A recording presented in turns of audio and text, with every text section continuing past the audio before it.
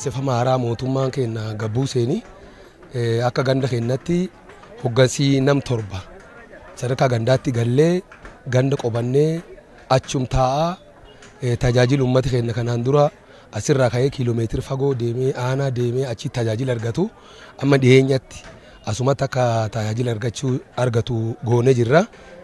Uummati kan caala tajaajila argachuu qaba akka argatu iddoo itti tajaajila argatu waajjira gandaa akka ijaaramu kallattii mootummaan kaa'anii hirmaannaa uummataatiin xiqqaa guddaan bahee jaarsaa jaartiin abbootii qabeenyaa hirmaatanii abbootii amantaa hirmaatanii uummati bal'aan dubartiin dhiiraa dargaggeessii namni cuftii irratti hirmaate akkaataa kanaan waajjira kan amma jaarrannee sadarkaa xumuraa jirra.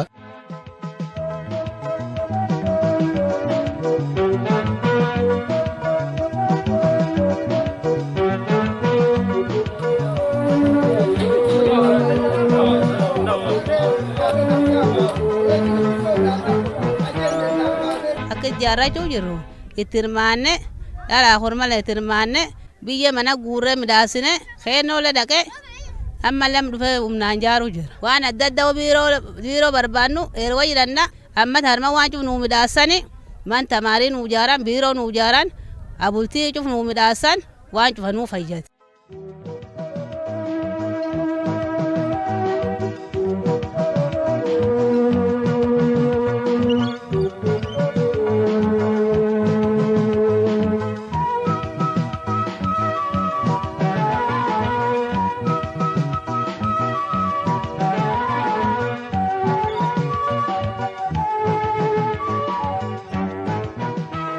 Projekti hirmaannaa uummataatiin ijaaramuu jiru projekti lam ijaaruu jirra.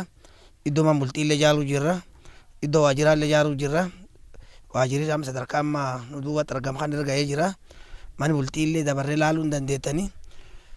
Dildaaloo galchinee borirra jammarree dhoobban jalli hin qabna. Uummata hirmaachinee hirmaannaa uummataatiin waajjirri ijaarrachuu jirra jechuudha.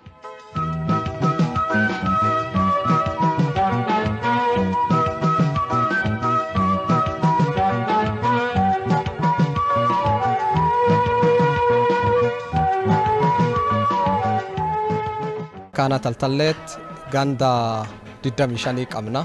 Gandi 25 irratti ijaarsa waajjiraa jalqabnee jirra. Ijaarsa kan keessatti hawaasii kennin baay'ee hirmaatee qarshii qabuun horii qabu gumaachuun humni qabuun hojjechuun ijaarrachaa jiru ka baay'ee nam jajjabeessa ta'uu isaati.